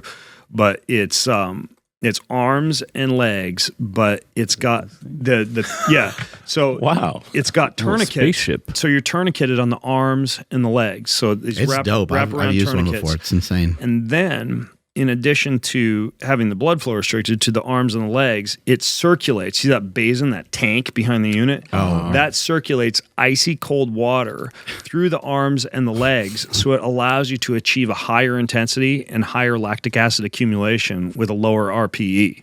So it's basically just like trapping a bunch of lactate in the tissue. And then what I do is, have you guys ever seen like exercise with oxygen training or intermittent hypoxic training where you're breathing a low amount of oxygen while you're training? I've seen some people with some masks and stuff like that. Yeah. No, this one's called the one I use called a Live O2. There's another one called a Cell Gym.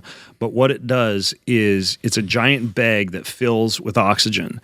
And I've got this little switch on my Vasper where when I put it on negative, all I'm breathing is hypoxic air. So it sucks a bunch of the oxygen out of the air that you're breathing in. Then there's another switch that's hyperoxia, where you're breathing almost pure oxygen. So what I do when I'm doing a Vasper session is I'll do a Tabata set where I'll flip it to almost no oxygen at all on the recoveries, and then flip it to full oxygen when I'm going hard. And so that also increases the lactic acid accumulation. So this would be like the full-on way to like biohack lactic acid accumulation. Yeah. But you could also put on blood flow restriction bands or like those Katsu bands and just jam on the Airdyne for a Tabata set. And if you do that like 3 times a week, your lactate tolerance is going to go up considerably. Let's talk about these masks for a little bit. I've seen some people training with some different masks and stuff. Like I think people can simulate like altitude training and things like that. I'm not sure exactly what they're using them for. Maybe you can give us a rundown. You've got a few different ways to train the inspiratory and expiratory muscles and diaphragm and oxygen tolerance. One would be via resisted breathing. So resisted breathing would be literally breathing out against resistance. So there are devices that you could take on a walk. Like there's one called the relaxator, where you can only breathe in through your nose, and then when you breathe out, there's a little hole that you can adjust the resistance through which you're breathing out. It's like the Boss Rutan thing that we had when Boss Rutan, very similar. There's another one called the NEM Star, but basically it's increasing the resistance to typically your exhale while having some mechanism to where you're not able to inhale through your mouth. You have to inhale through your nose. And all that's going to do is increase your carbon dioxide tolerance and also train the inspiratory and expiratory muscles and the diaphragm, because you're typically exhaling against resistance. So it's almost like weight training for your inspiratory and expiratory muscles. Another form of breath work would be restricted breathing. Not resisted breathing, but restricted breathing. This would be like the freediving classic apnea tables, where you're holding your breath for a certain period of time, then exhaling and holding that for a certain period of time. You could say something like Wim Hof, or a lot of these breathwork sessions that are popular. That would also be a form of restricted breathing, or even doing something like going on a walk and every telephone pole, you're breathing out all your oxygen and taking as many steps as you can with empty lungs, right? And there's some effect in terms of CO2 tolerance that can be advantageous for endurance adaptations that occur during something like that. And then the training mask that you were talking about, if it's like that classic like Bane like exercise training mask, they used to call that the elevation training mask, and they actually changed the name because they realized that they were kind of getting laughed at based on the fact that it's not reducing the amount of oxygen molecules in the ambient air that you're breathing as would occur at elevation. All it is that's basically resisted breathing, right? And based on the little dial on that thing, there is more resistance to the amount of air that you're breathing in and the amount of air that you're breathing out. And in addition to that, because you've got like a little area next to your mouth where carbon dioxide is building up every time that you exhale, you're technically also increasing your tolerance to CO2. And the cool thing about that is, again, that not only improves your ability to be able to tolerate a higher endurance load, because you're just training yourself to be able to put up with more CO2 and put up with more lactic acid. But there are some anxiety therapists who will have people literally breathe CO2. I think James Nestor talks about this in his book Breath. They'll breathe CO2. There's even a machine called the Carbogen. And when you train your CO2 tolerance and your body's ability to be able to have higher levels of CO2, there's an anxiolytic effect. And that's probably why breath work helps a lot of people who have stress or trauma. Is that a little bit similar to the old paper bag thing that people would do? Yeah, okay. It's very, very much like that. So it's just more expensive and cooler and talked about in a book. So the CO2 tolerance training is something that you would also get from that mask.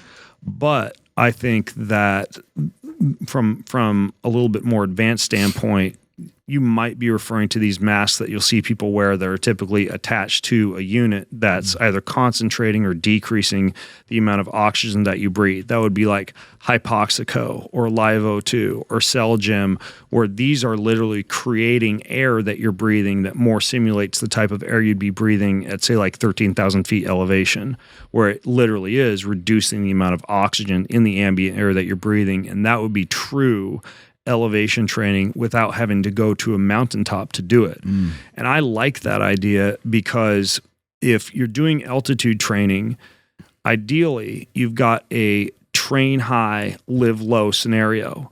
You're training high, but you're not, because you're not living high under the constant stress of oxygen depletion. Rather, it's like this hormetic effect of training at hypoxia, and then after you've done that, whatever, you're driving down out of Mexico City or Park City or Big Sur, wherever, back down to where your condo or your hotel or Airbnb, and then you got to get in your car and drive all the way back up for a couple of weeks of altitude training, which a lot of athletes will do, like an altitude training camp. But if you have the pocketbook, you could actually buy an altitude training unit like that and just put it in your gym and do your training. 30K, 20K? Under hypoxia. I think I have the Live O2. I think that one's like 10K. I think the hypoxica units vary, but they're like 10 to 15K. I think the Celgem's similar to the Live O2, like around 10K. And that's pretty cool to have around for simulating hypoxic training, but then also being able to live low. So so that's the deal with the masks. That's insane. Power Project family, if you're trying to increase your muscle mass, if you're trying to lose body fat, if you're trying to stick to your nutrition plan, if you're trying to get fit, pretty much if there's anything you're trying to do for your health, we know that sleep is the biggest determining factor to help you get from point A to point B. That's why we've been sleeping on 8 Sleep mattresses for probably more than 2 years now. And the main reason is the technology behind the Pod Pro. Now, the Pod Pro is like the Tesla of beds. It will change its temperature based off of how you're sleeping during the night. And if you have a partner that's sleeping on the other side, they could have their own temperature settings. We all sleep hot here, and I used to wake up in a puddle of my own sweat. Gross. That doesn't happen anymore because of the 8 Sleep mattress, and I've been getting the best sleep of my life. Now, if you don't want to replace your mattress, you can just get the Pod Pro cover, and you can put that over your current mattress to get all the benefits of 8 Sleep. But if you also need to replace your old nasty mattress, you can get the Pod Pro cover and the 8 Sleep mattress. Andrew, how can they get it? Yes, you guys got to head over to 8sleep.com/powerproject, and you guys will automatically receive $150 off of your order. Again, 8sleep.com/powerproject. Links to them down in the description, as well as the podcast show notes. Do you do anything around, we've kind of brushed upon the Wi-Fi stuff that you were talking about, but I'm assuming that, kind of like Mark, do you do anything around your sleep to enhance your sleep in the environment? You mean trying to introduce what you might experience if you were like a caveman sleeping outside, but simulate that in your bedroom? Yeah, as far as light's concerned, I know that you mentioned he turns off Wi-Fi stuff, but I know that, for me personally, I just mess with the light. I just mess with the light. Yeah. I mean, basic sleep hygiene is controlling light, controlling temperature, controlling sound, and controlling safety. All right. So, and people hear that and kind of makes intuitive sense. Like, don't look at bright shit before you go to bed at night. Sleep kind of cold. Don't have barking dogs and alarms and fire trucks in the bedroom, and try to make sure that you're not in a stressed out state when you go to bed. But a lot of people really don't fully dial that in. So I do. And as Mark indicated, we could probably talk for like 2 hours about sleep, but the basics are, from a light standpoint, ample amount to large amounts of natural light in both the blue and the red light spectrum during the day. And so when I wake in the morning, I will typically, for the first hour or so I don't have too high of a cortisol awakening response, try to avoid bright lights, blue lights, screens, phones, overhead lights, etc. And when I'm traveling and I, have hotel hallways I'm walking down or whatever, I actually wear the blue light blocking glasses that a lot of people think you're just supposed to wear at night. I'll wear those in the morning, because if you think about it from an ancestral standpoint, we're seeing red light when, not just in the evening at sunset, but also at sunrise. So I'm a big believer the first hour of the day, you try and keep things as red as possible. I have just like a cheapo red light headlamp that I got off of Amazon that I use to get around the house in the morning. I have the red light glasses, and then what brand are the glasses, by the way? Because there's so many. The ones I use are RA. RA. I like them because they've actually done testing with the lenses to see that they actually block blue light, and then they also don't look like birth control for your head. I mean, they're actually like fashionable, and it's like German engineered steel and acetate, and they're just cool looking glasses. Okay. So anyways, red both in the morning and at night. So my logic is, let's make, even if I can't be in the sunrise and the sunset, my house or wherever I'm at be as red as possible in the morning and as red as possible at night.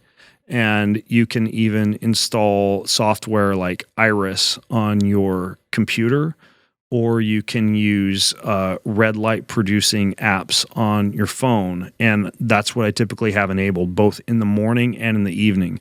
Most people just think about that stuff in the evening, but my theory is that circadian rhythmicity begins in the morning, and it begins not with a whole bunch of sunlight and blue light, as a lot of people think, but instead involves gradually awakening in the same way that you might awaken with like a sunrise alarm clock, or like those chili pad or sleep systems now have the ability to circulate a little bit of warm water underneath your body to gradually wake you.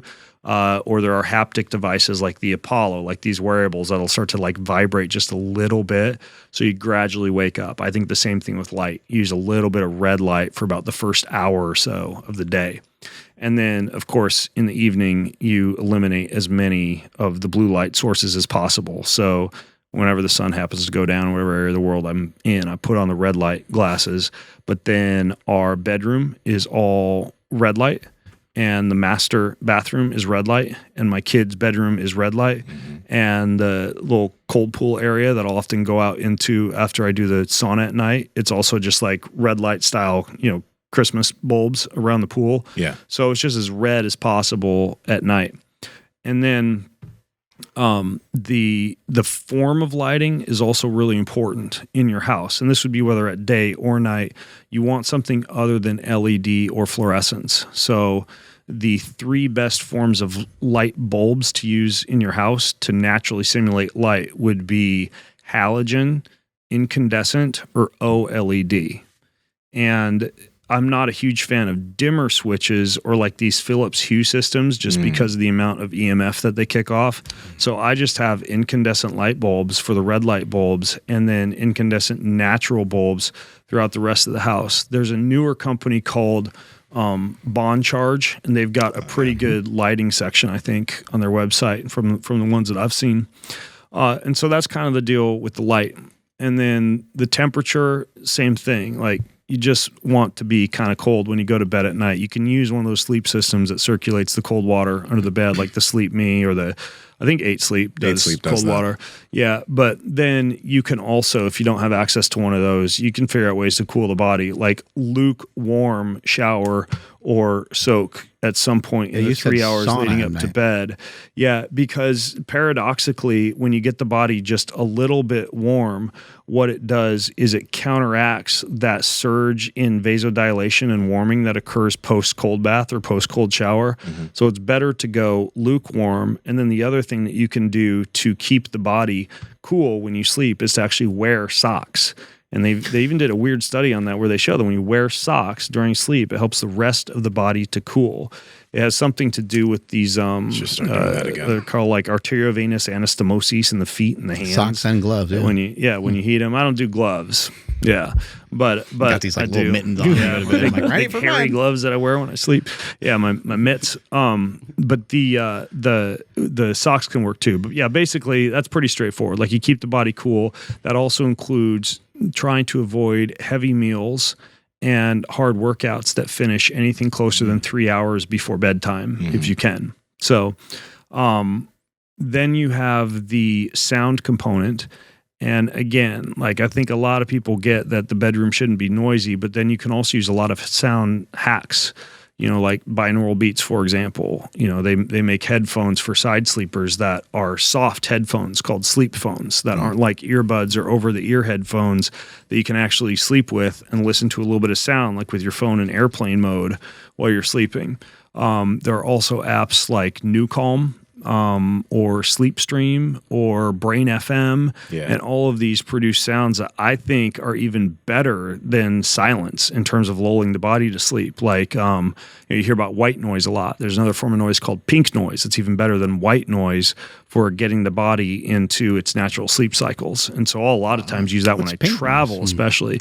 But they've got color names for the different varieties of noise. I think it just refers to the frequency and the spectrum of the sound wave. But pink noise, it sounds kind of like white noise, but the best way I can describe it is it's like a little bit softer.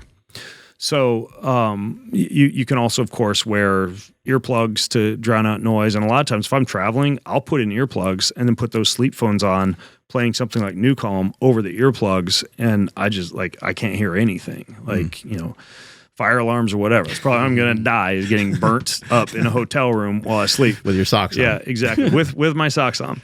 And so the silence and the noise is another interesting component. And I'll even sometimes sleep with the earplugs and something like headphones on. And then if I wake at 4 or 5 a.m. and I want to grab an extra 20 or 30 minutes, I'll play a New Calm session or one of these apps that'll do a quick 30-minute power nap type of thing and grab just an extra half hour or so of sleep. Yeah. So the noise is another one to think about. And then the last one would be the safety component. And that would be for example, when I used to check into a hotel room, I just slap my laptop on the bed and lay on there on my belly and get some work done. But the body begins to associate the bed with work. Same thing if you got business books by your bedside, or anything that would cause your brain to associate the bed with productive activities. I don't have a TV in my bedroom for that reason, and also for the lighting and the EMF reasons. So basically, the bed should be for sleep or for sex, and you should be engaged in activities during the day that keep you from using the bed for anything else. Like my sons, because they're homeschooled, I used to always catch them just laying on their bed in their bellies, doing their work or doing an essay or whatever. And I tell them all the time, and they don't do this anymore because of this. The bed is something your brain should associate with sleep. And so books by the side of the bed, like fiction books or enjoyable books or magazines or things that don't put your mind on work, and no working in bed. And they even have gravity blankets from a safety component. And these are really interesting because when the body has something heavy on it, it feels more safe. There's this parasympathetic type of trigger that occurs when you got a 20, 25 pound gravity blanket on. It's a lot easier than shoving needles on either side of the neck to activate that parasympathetic system. Gravity blankets are cool. I think the Sleep ME system, they even have a gravity blanket that circulates the cold water through the gravity blanket. And from a safety standpoint, the other interesting thing is that back to what you were asking about with EMF, technically that's a mildly sympathetic triggering signal for the body. I'm not anti-EMF. I love technology and there's a lot of benefits to having access to the internet and phones, et cetera. But arguably, the one time when your nervous system engages in the greatest amount of repair and recovery is during that 7 to 9 hours that you're in bed. So if you're going to protect anything from high amounts of electricity and EMF, or if you're going to like hire a building biologist like Andrew was talking about to look at your environment, like the bedroom should be the place to prioritize having as few electrical signals as possible bouncing around. And so that could be everything from like dirty electricity filters in the outlets that are in the bedroom to you can even buy like kill switches that you can put on the router, on the circuit board for the bedroom. You guys are going to laugh at this, but I actually, when I get into bed, I have a remote control. And I push that remote control once my wife and I are laying in bed, and it goes in the entire bed. We got like this princess bed with the 4 bed posters. A giant silver fabric Faraday cage comes down and surrounds the entire bed. And you I can't send a text message. I can't take a phone call. None of my technology even works in bed. And you feel like you're in like this peaceful, restorative cave.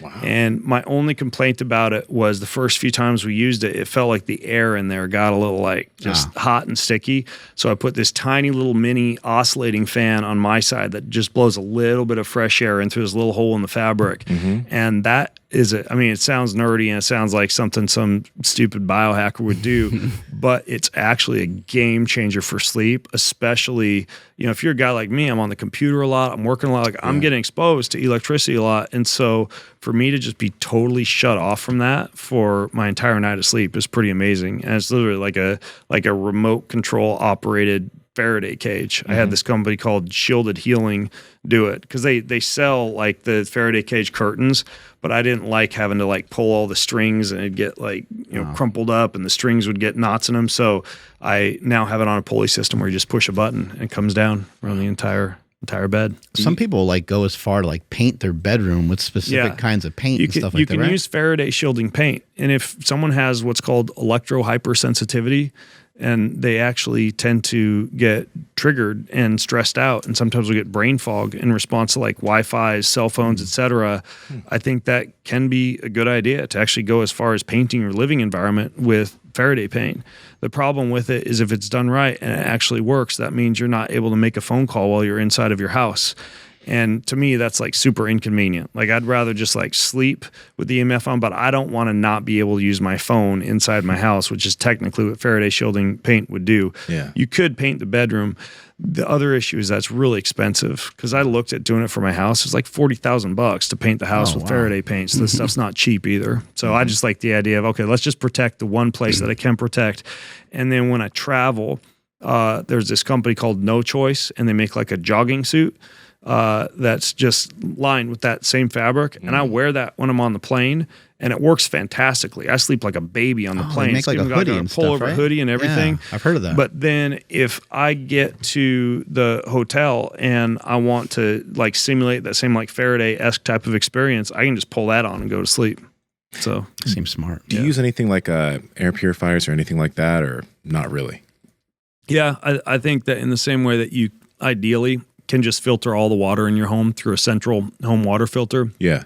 A built-in HEPA air filter would be really good. A lot of them have a UV light and also a negative ion generator. There's one called Aller Air. It's pretty good. That's the one that I have in my house. Okay. And yeah, I mean, just based on mold and the fact that a lot of these duct system in houses tend to build up a lot of toxins, mold, et cetera. I think it's a good idea to filter. And then they got standalones. Same way you got standalone filters for the kitchen. You got like Air Doctor is a good one. It's another one called Molecule. But yeah, I take into consideration the air quality. What you got going on over there, Andrew? Actually, I use an Air Doctor. That one's really nice. But what was the company that make the curtain for your bed that you said? Shielded Healing. Shielded Healing. Yeah. Okay. I wanted to get that. Yeah. The guy that runs that company lives up by me he lives in near Sandpoint, Idaho, Brian Hoyer. And he actually goes to people's houses with all the meters, and he'll do like a full analysis of your whole house and just figure out, you know, where you should move stuff or what houses might need some kind of a dirty electricity filter or whatever. So he's kind of handy. Cool. What does some of this technology, if you can briefly just describe, like what do you think it does to us in a negative sense? Like EMFs? maybe the whole gamut, Bluetooth. The main issue is that it excites the cell membrane to the extent to where there is an influx of calcium into the cell, and that's a positively charged mineral, and the cell should technically be at a slightly negative gradient. So it operates best like -30, -40 millivolt potential on the inside of the cell. So when you have a calcium influx into the cell, you're down regulating a little bit of the normal metabolism. Now, some people get concerned about like the tissue heating and the phone up by the head and brain cancer stuff, but I think most people know like you're not supposed to put your phone up by your head, and you shouldn't like sleep with a Wi-Fi router underneath your pillow. Like the tissue heating, I think, is less of a concern than what it can do to the electrochemical gradient in the actual cell itself. Some people will get concerned about what's called red blood cell clumping, which is like a stickiness in the blood. And I've seen some of these like live red blood cell analysis of like blood that's exposed to Bluetooth or Wi-Fi versus not. And the red blood cells are closer together, but kind of like the Masaru Emoto praying over water stuff. Like I don't think that the research is that great, but the impact on the electrochemical gradient on the cells actually is something that you should be concerned about. And there are things that you can do if you're in a high EMF environment. For example, one of the ways that you balance out calcium influx into the cell is via magnesium supplementation. So magnesium would be one factor. If you look at non-ionizing radiation and the impact that can potentially have on DNA, there are also certain things that are also popular in like the anti-aging and longevity sector that act as cellular protectants against DNA damage, primarily NAD and sirtuins.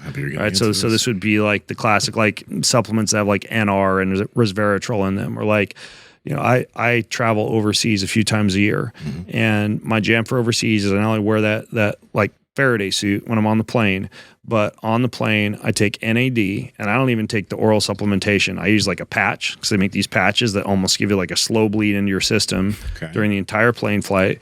And I put magnesium and hydrogen in the water that I drink on the plane.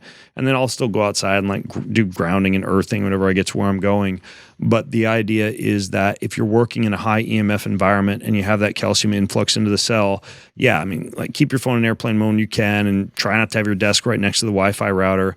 But if you use magnesium and NAD and one of these sirtuins like resveratrol or pterostilbene or blueberry powder, one of the things that pairs well with NAD, and you use some type of an antioxidant like hydrogen or something like that, you can actually do a pretty good job protecting the cells. And then that Shilajit stuff that I was looking into that we were talking about, that appears to have some kind of an anti-radiative effect as well. So there's certain things you can protect your body with from a supplementation standpoint. And also, some of the information when it comes to like Bluetooth and Wi-Fi and 5G, some of this information appears to be a little bit hidden from us. Like it seems to be a little hard to find. Like what are some of your, with like the Wi-Fi towers and all that? I mean, yeah, you could theorize that because there's such a convenience factor, and kind of like the pharmaceutical industry, like it's a highly profitable industry, that there might be some incentive to keep the research a little lesser known. Because let's face it, it's one of those like inconvenient truths. It's like, oh shit, like if the internet didn't exist, 5 years from now, if we're telling people you can't use GPT to search or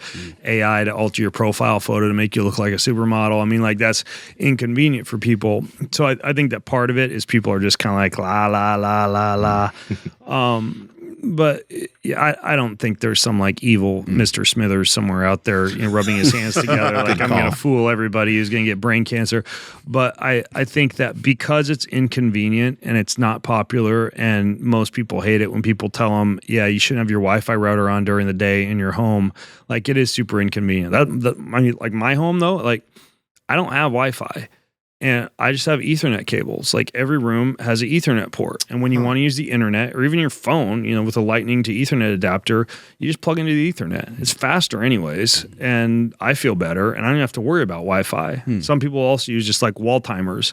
Like you can get like a $25 wall timer that you plug into the outlet, from Amazon or whatever, and you plug your Wi-Fi router into that, and you just set it to turn off at 10 p.m. and turn on again at 6 a.m. So you don't have to worry about it, at least while you're asleep. So yeah, it's inconvenient.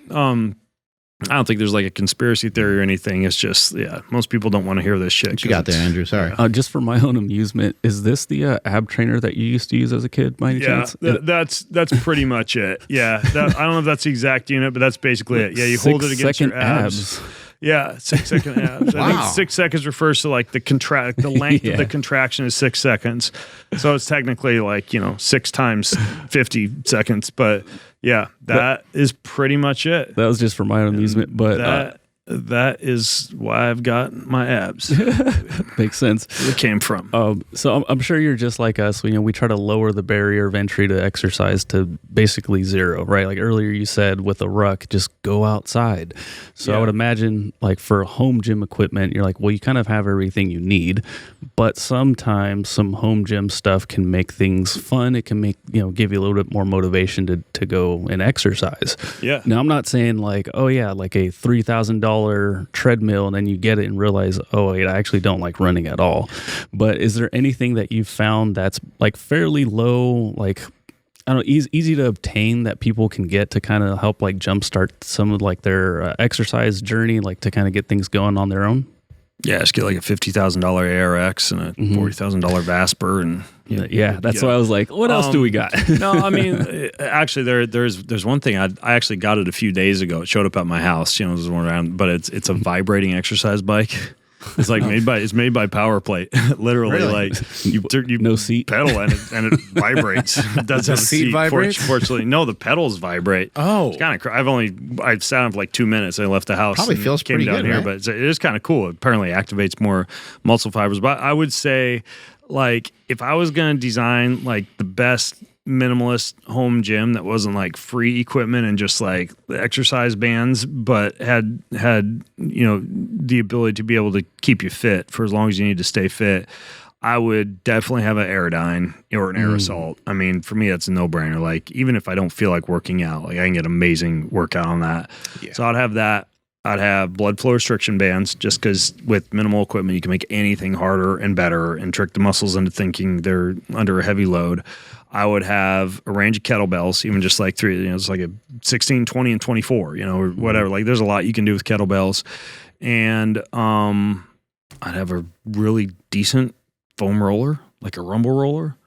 And let's see, if I could have one other thing, probably a med ball, but like a decent way, like a 20 to 30 pound med ball. Yeah. Sick. And simple enough. Kettlebell, med ball, air assault bikes, and blood flow restriction bands, and something for deep tissue work. And I mean, you could fit that in the corner of a kitchen. Definitely. So, yeah. And then earlier you just said about the inconvenience thing, and you mentioned ChatGPT.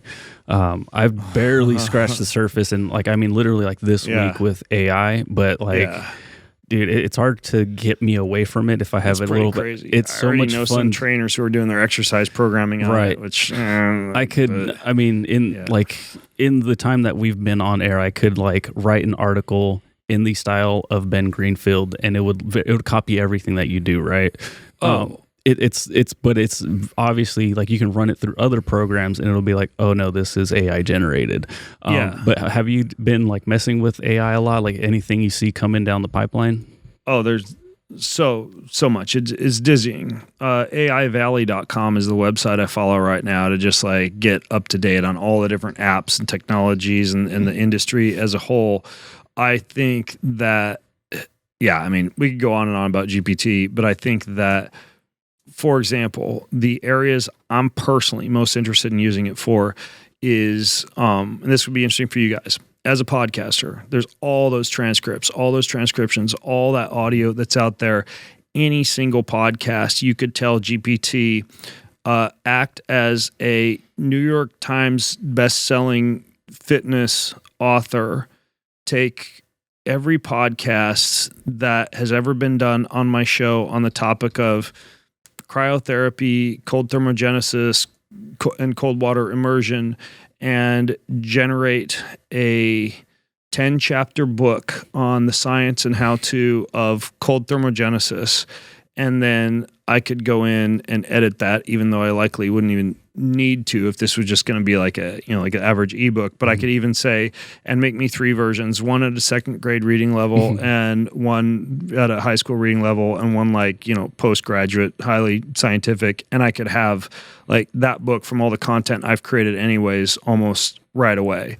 That'd be one example. Another example would be, and I did this morning for a talk that I'm giving at a health summit next month.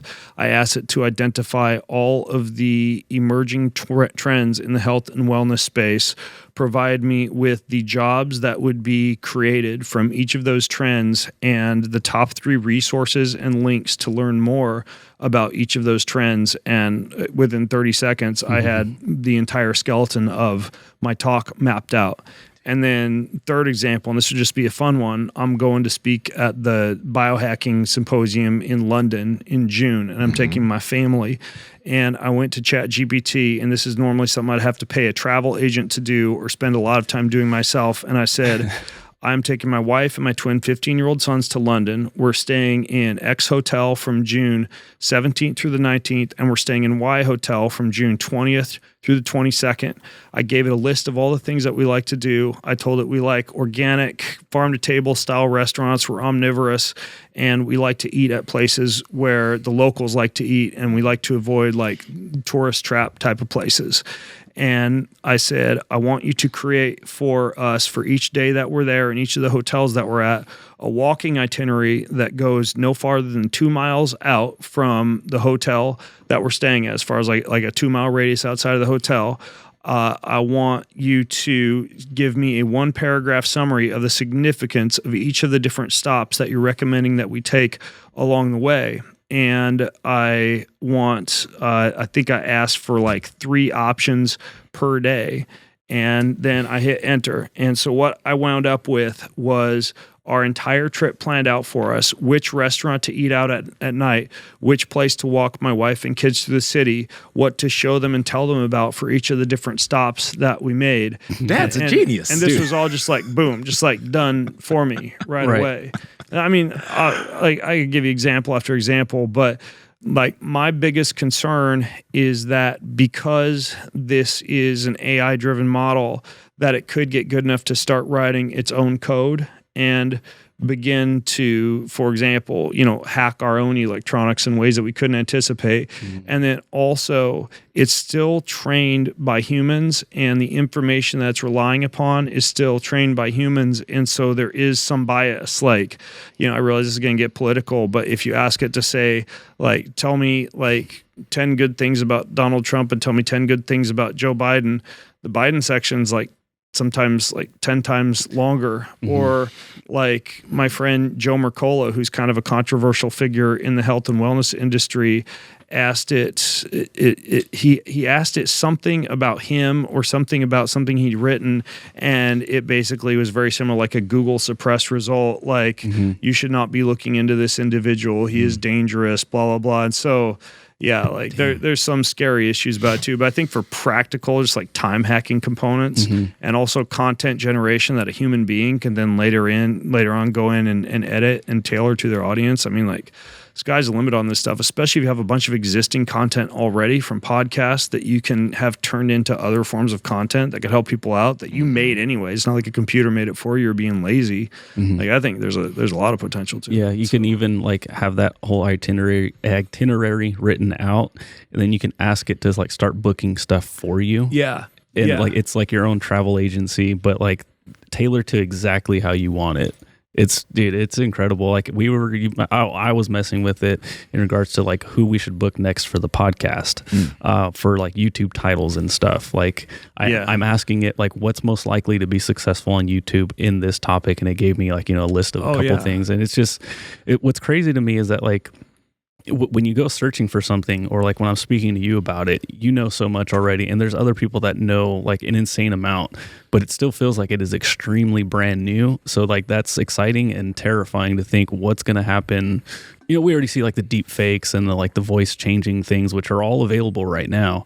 I've been messing with generated images. Like I'm having so much fun because I'm originally a photographer, so like I love creating imagery, but using that stuff is like, it is ridiculously fun, but it is kind of weird because as a photographer, I'm like, oh, I need a picture of Nsima wearing Viore. Damn, okay. Do I get my lights and do I schedule it, or do I just have a generated image of a fitness model? I'm not saying you're a fitness model. I'm just saying a fitness model wearing Viore clothing at a gym, you know, whatever, stage lighting, whatever it may be. And it comes out an image and it's like, well, shit, that's pretty damn close. You know, there's even like models that are being put out of business now because fashion agencies are able to generate the perfect like ethnicity, body shape, you know, muscularity, whatever that they want for any given item of clothing. And it's, you know, 10 times better than what they get from a model without the need for an actual photo shoot. Yeah. And then me being super nerdy. So like, I'm trying to figure out how to make a consistent character. So like, let's say I do design somebody that looks just like Nsima. It's like, now I want Nsima in the gym. Now I want Nsima walking in New York City. And it's weird because you can actually start naming them and then they become a person within your own space, right? I don't think anybody else can come and like steal it.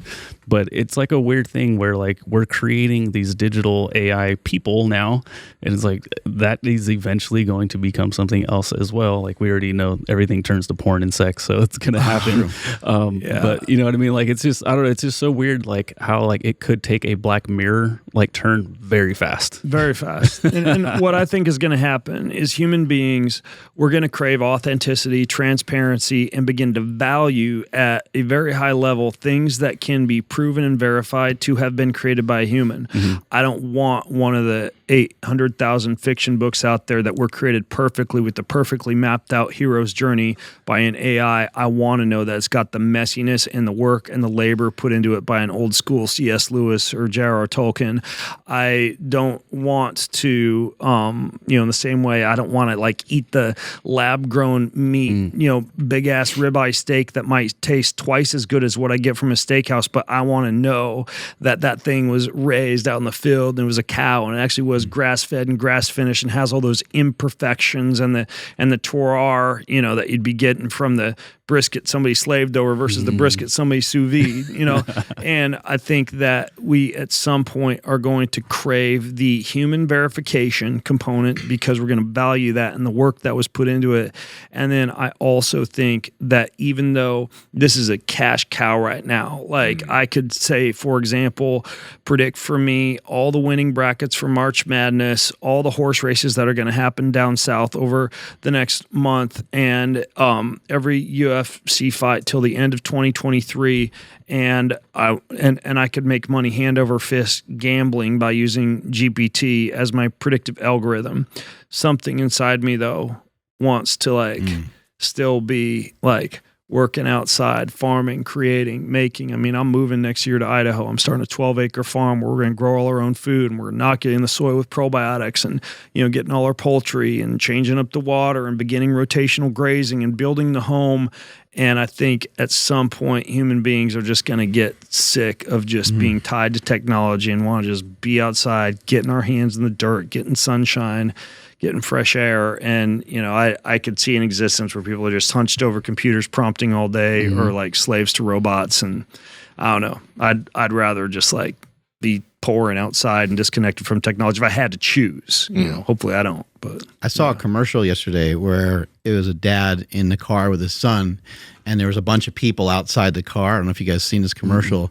It's referring to like social media. And he looks over at his son and he's like, you know, all that hate and all that stuff you're spreading. He's like, go ahead and go tell these people. It's a really corny, weird commercial. Yeah. But it was kind of like more like, you know, because you're anonymous on social media, you get to kind of say whatever you want. Yeah. And that's kind of the first message I've seen like that. And I've been talking about this for a while. I've always thought that like some of these things need to come with a skull and crossbones and some warnings. Yeah. Because who knows the impact it'll have. Let's finish this podcast up with you giving us your penis pump story. Oh, Well, you don't really know much about penis pumps because I'm looking at yours back there, and it's like an old school. It's a relic. Hand pump. Because we like to get our hands dirty around here. Yeah. So, look, We like the precision of anybody a who knows manual. their way around penis pumps knows that a real good, fancy digital penis pump that will very accurately and precisely dial in your millimeters of mercury or pressure and cycle through the different pressures accurately. Any man worth his salt would know this. Hands free is the way to go. Now, of course, I know this because I used to do a lot in the male sexual health sector, and for a while was getting lots of stuff sent to my house in that particular penis enhancing arena, and I of course got my hands on, I guess, literally and figuratively, this digital penis pump that was like the Cadillac of penis pumps. Tesla. And this was post the platelet-rich plasma shockwave injection into the dick. Nope. And so I am a creature of productivity and time hacking.